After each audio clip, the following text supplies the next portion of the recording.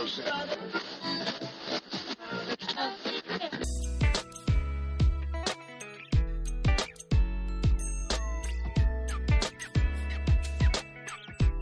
everybody, Todd Conklin, Pre-Accident Podcast.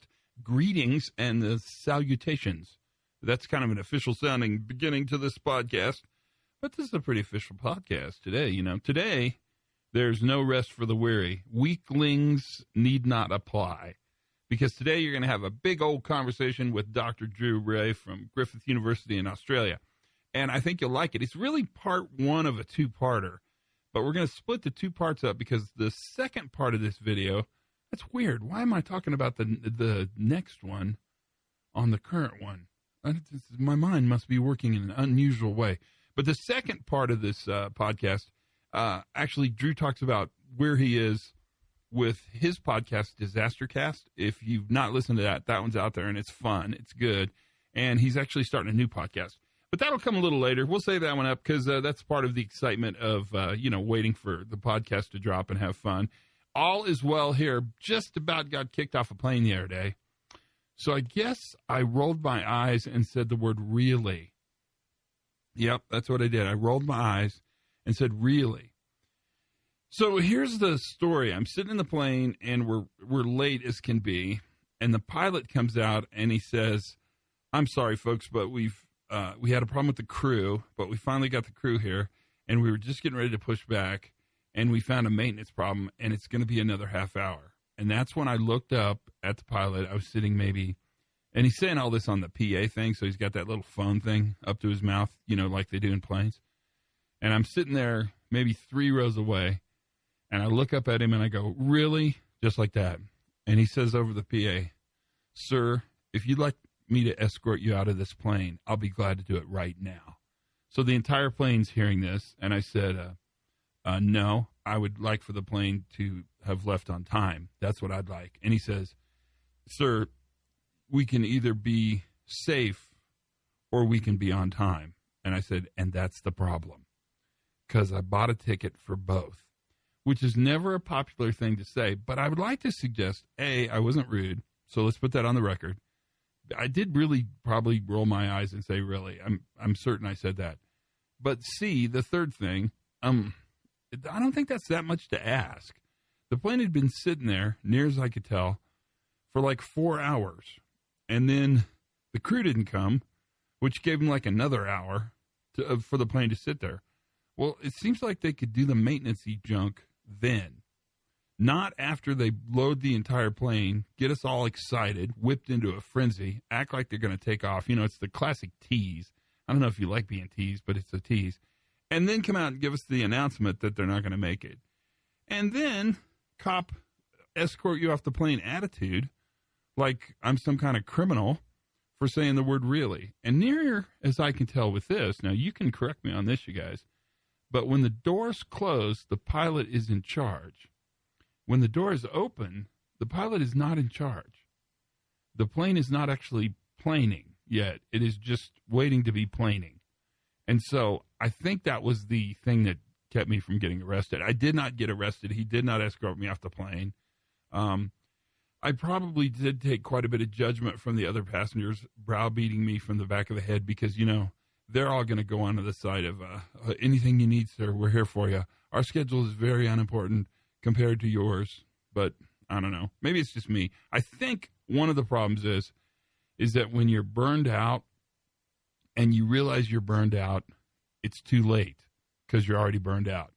And I think I may be a little bit on the burnout side of waiting in airports for planes, especially because every plane I fly on seems to be kind of late. That sounds cranky, and I'm probably, complaining a little too much, but I always want to bring you in on what's going on in my life in the airlines, because if I don't tell you, you don't know. If I don't tell you, you think my life is just perfect. It's seamless. Everything is grand, and the world is a wonderful place. And it is. All those things are true. It's just that I'm relatively convinced the airlines are trying to kill me. And not by killing me, but slowly and surely beating me down until I become kind of a blob that does exactly what they want me to do. I'm sure I'll have more stories because I've got another huge strategy going on right now. But the details are still out on that. I'll give you a full report on that one as we progress. Let's talk about what's happening. So I just was in Trinidad and Tobago, and I spoke at the American Chamber of Commerce meeting they have there in Trinidad and Tobago, which is an incredible meeting. If you get a chance to go to it, go to it. It's huge. And it's a big safety meeting, and Drew Ray was one of the speakers. So I got to hang out with Drew, and that's always fun because he's a really sweet guy and I would suggest, one of the lead thinkers in safety academics in the whole world. So that was fun. Got to hang out with him. But more importantly, I conned him into doing a podcast, which you're going to get to hear. I mean, that's part of what we're going to talk about. And he's going to talk a little bit about what's happening on the academic side with safety and all the important parts of that are happening. I think you'll find this podcast super interesting. It starts out super interesting. In fact, I'll let the surprise unveil. I won't give a spoiler. I'll just kind of allow you to sort of drift into it. Listen carefully as Drew and I sit and talk in Trinidad. That's where we were, hanging out in a city called Port of Spain, Trinidad, just sitting around talking about what's going on in Drew's life. And he wanted you to hear, so he allowed me to record it. So without any further ado, here is Drew Ray and Todd chitting and chatting. Talk to you later. So how are things going? What's been up? Tell me everything. Bring us all up to speed. Okay, so I guess biggest changes is we've been getting out in the field a lot more. Oh, that's great. So putting researchers out on site, watching work happen and learning from it. How's it going? We're still finding out stuff which continues to both surprise me and cause me to ask new questions. Ooh, like what? Tell me more. Okay, my favorite recent one. So one of our field researchers is a guy called Job Havinger. Mm-hmm. He has this great ability to just fit in anywhere and notice stuff while he's doing it. And so he came back from watching water mains workers. So these are the guys who go out and fix the supply of water not coming to your house. Right, in the middle of the street, standing over manholes, those guys, yeah. Yeah. And he noticed that they stop work all the time. So previously we'd sort of thought that, stopping work is this process that happens.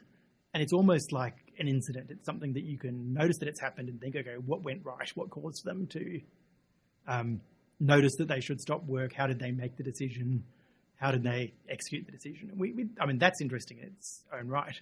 But he said, no, this is just, don't even treat it like an incident. It's like part of normal work. It's only in hindsight that we'd say it was like this discrete event.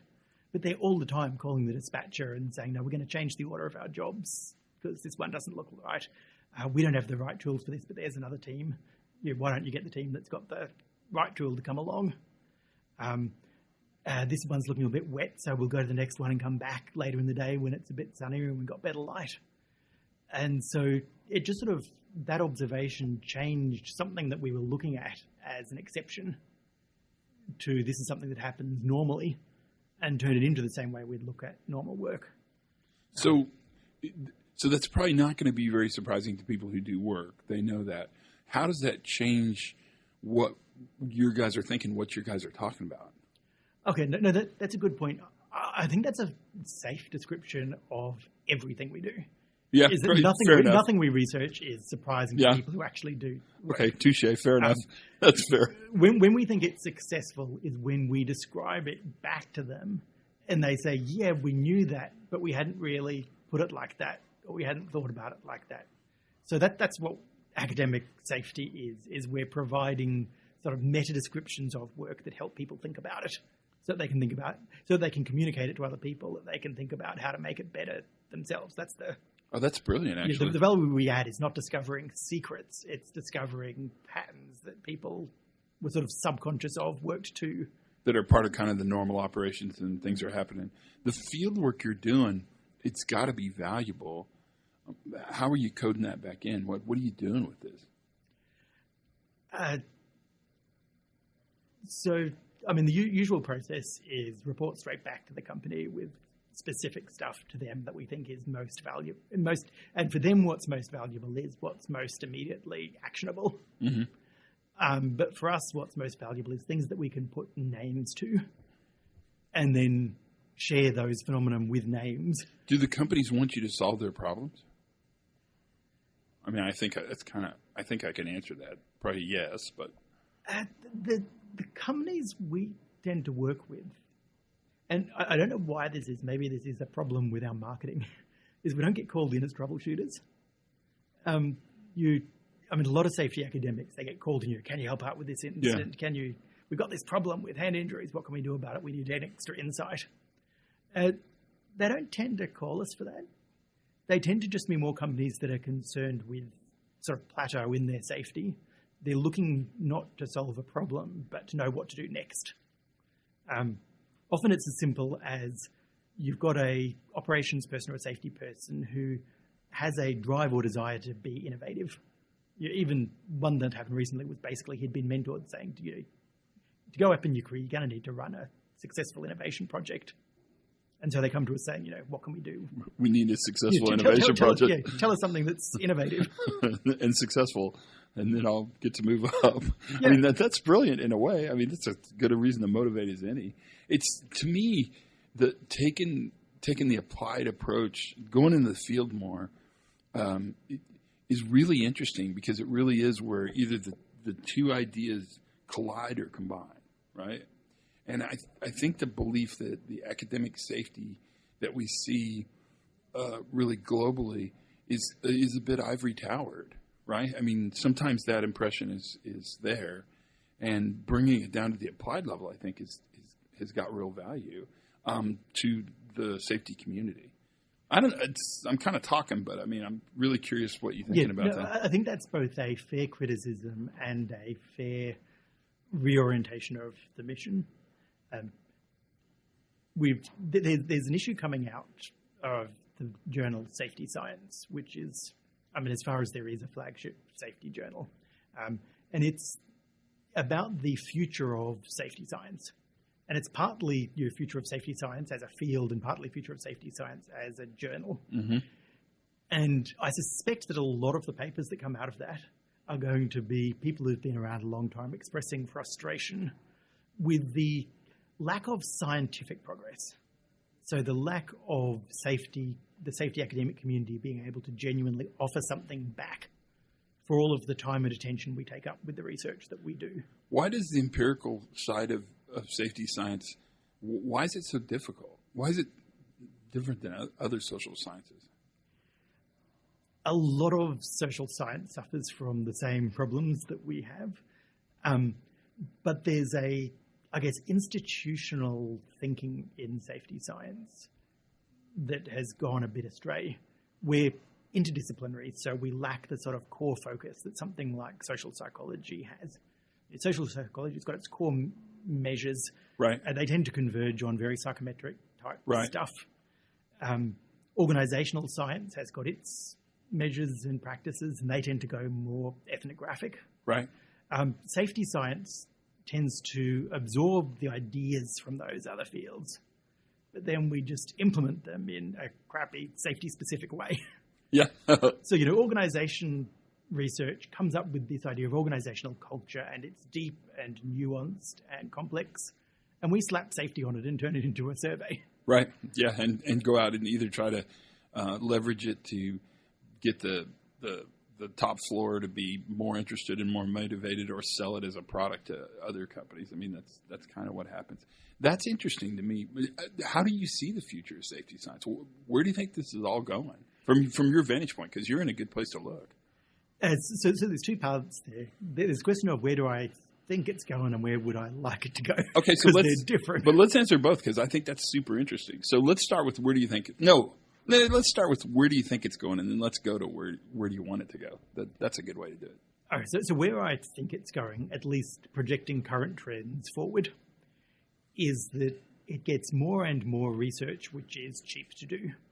So this is taking fairly complicated models of safety culture and doing psychometric surveys that say, This is how leadership mediates the relationship between trust and self-reported safety climate. Right. So kind of, are you following Amy Edmondson's stuff on psychological safety? I think, what's the name of her book? The Fearless Organization? I'm familiar with it. I'm not closely following it. But it's the sort of thing where, like, psychological safety is deep and complex, and people write books about it. Yeah. We're going to turn it into a 5-point scale with 10 questions, guaranteed. And then we're going to publish papers about what is the relationship between transactional leadership. How does transactional leadership mediate the relationship between safety climate and psychological safety? And I'm not kidding, that's a real paper. Oh my and gosh. There are dozens of similar ones. Jeez. And that's the trend that I see that we need to stop, because it adds no value. Yeah, I mean, mean, conclusions for that. How does an organization deal with what do you do with the information? And how did we drift to the place where that becomes, honestly, a legitimate thing to look at? I mean, what's going on? Part of it is what we think of as rigorous research. So psychology went through this phase that was basically physics envy. Yeah, How do we go from essentially what's Freudian psychology is almost philosophy? Yeah. And they said, like, how do we make this more like physics, where we can measure stuff, we can test stuff, we can make stuff repeatable? And safety has adopted a lot of that. But the big sort of continuous problem is we don't have safety academics. We've got people from other fields who drift into safety. Right. And they have no sort of core grounding in that knowledge. Or we have safety practitioners who become academics, which is, it's great to have a mix of those in the teaching so we can tell war stories and contribute stuff. And I think I'd put myself half in that category. I've spent about equal times practitioner and academic. But the result is you don't have strong grounding in the research methods of your field. We've got engineers trying to create theories of organizational culture. And there are people who study organizations who did bachelor's and master's in how do you study an organization. Yeah, no, you're exactly right. And the fact that we try to co-opt, the whole notion of culture, I mean, there's an entire body of knowledge around culture.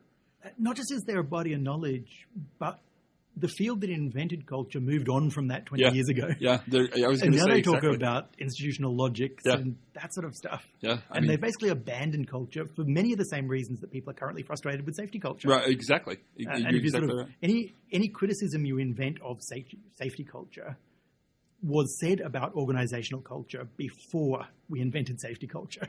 So where's this need to go? Where do you want to take it?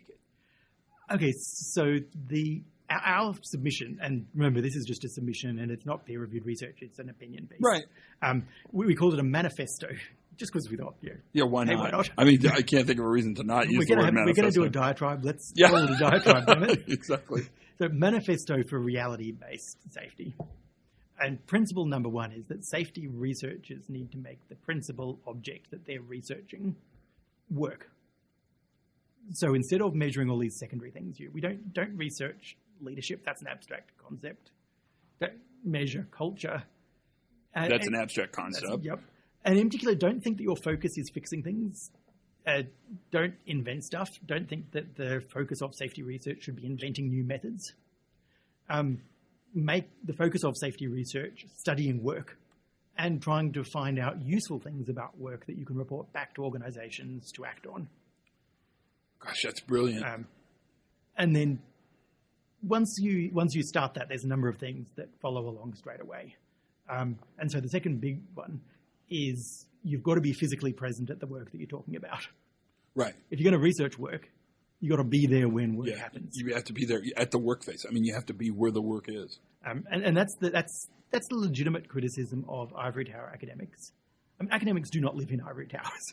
No. We're people. We work. Yes. We have to put up with company management systems. We have to put up with weird KPIs. We go home at the end of the day and we play around with power tools. Yeah.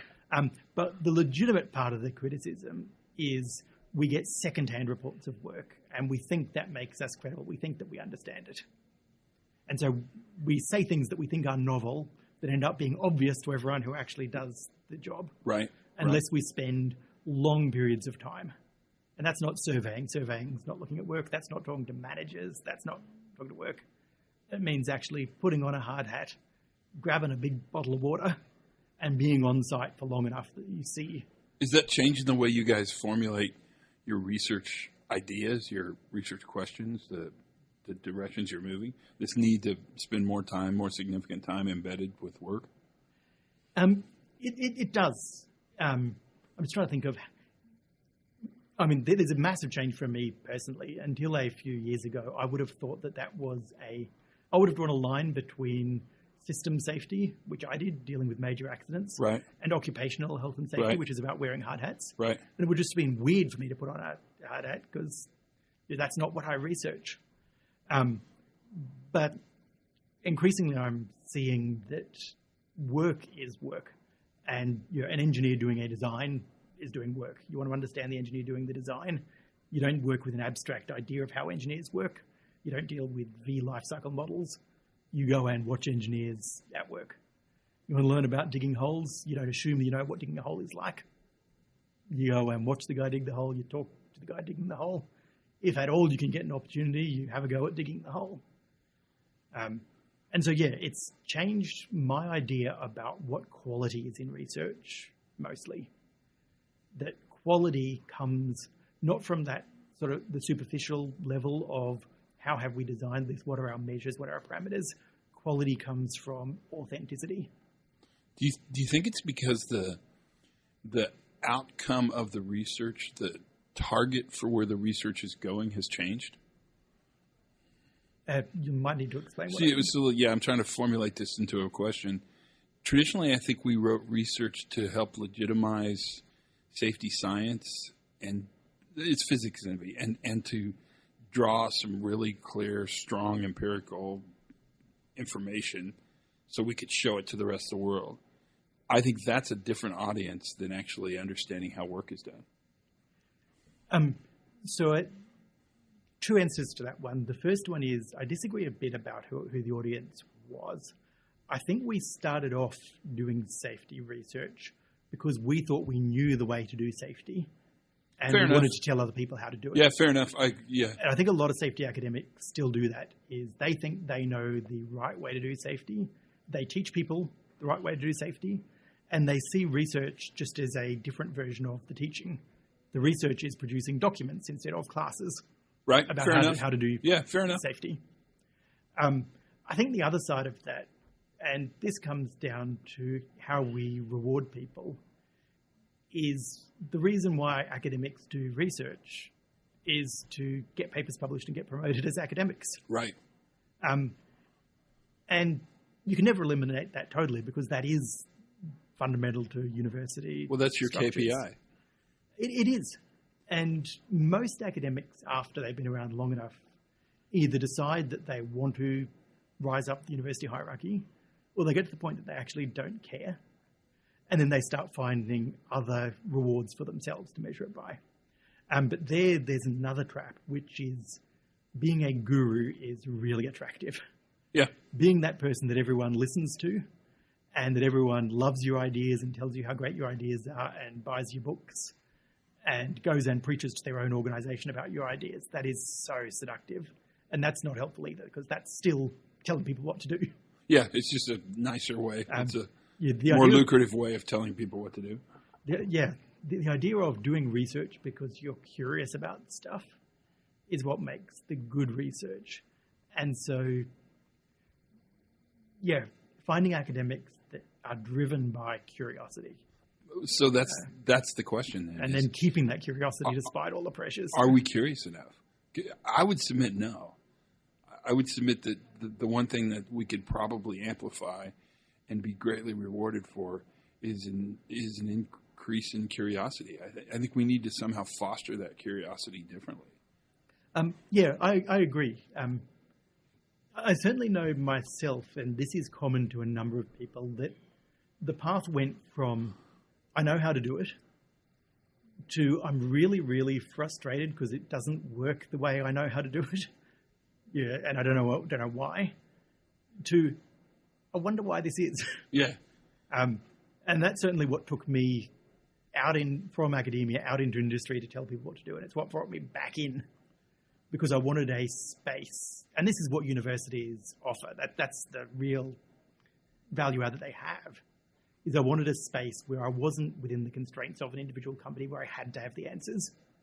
I could instead be a space where I could find out the answers. Is that a logical developmental phase, like a maturity model? Do you start out knowing, you then tell, and then you figure out you don't know, and then you start asking?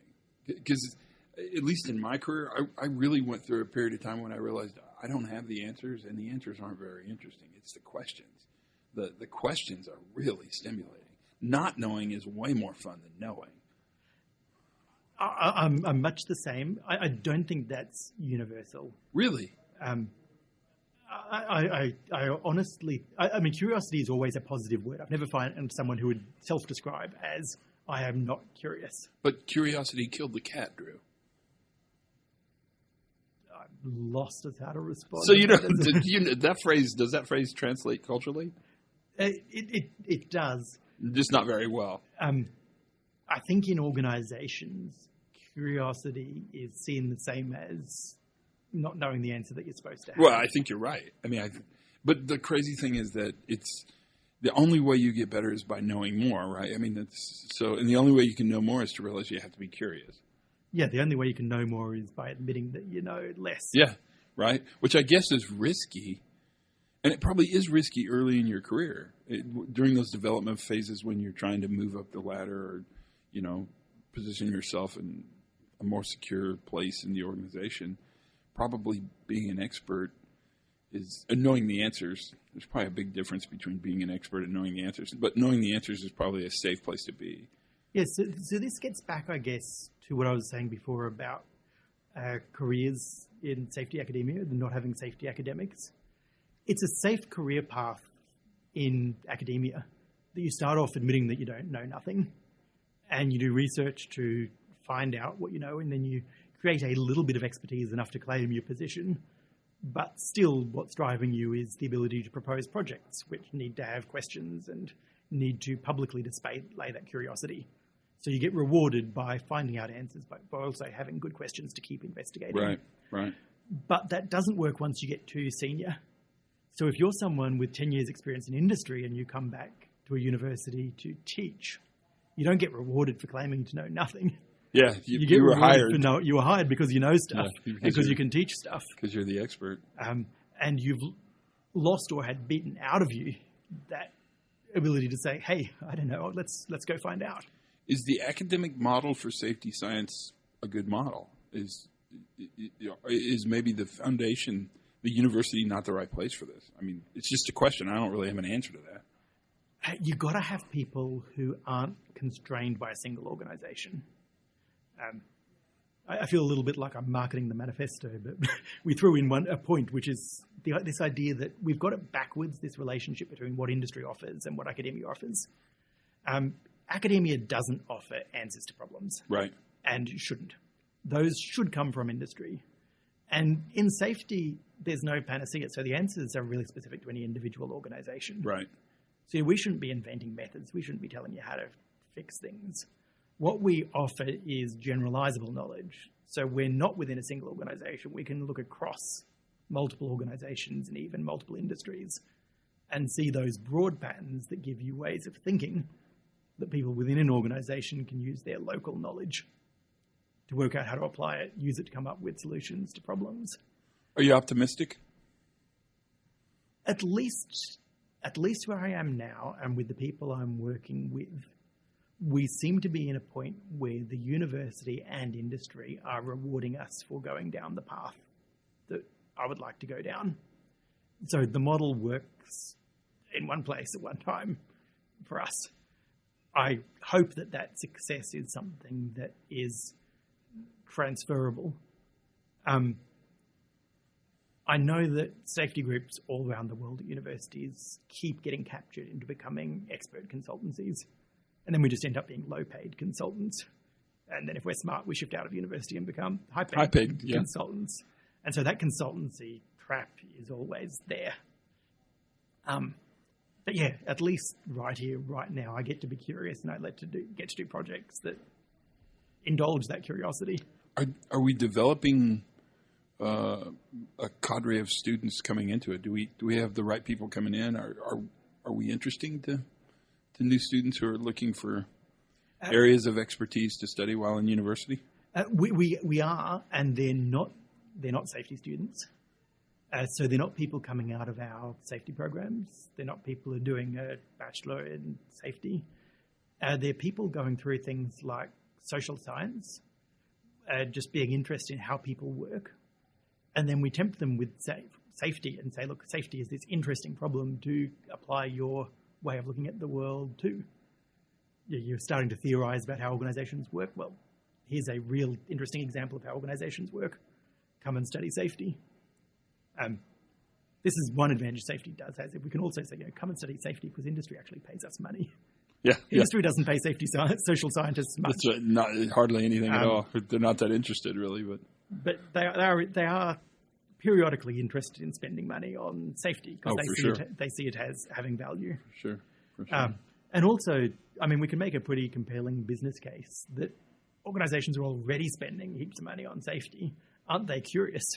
Yeah. About whether that's working. And that's a good business case. That's a really good business case. And then we don't need to solve their problems. We just need to tell them what they're doing now and how well it's working. And then they can trim away the stuff that's not working. Right. And solve new problems themselves. Well, that's kind of brilliant as well. What a great conversation. Thanks. Yeah, we're having fun.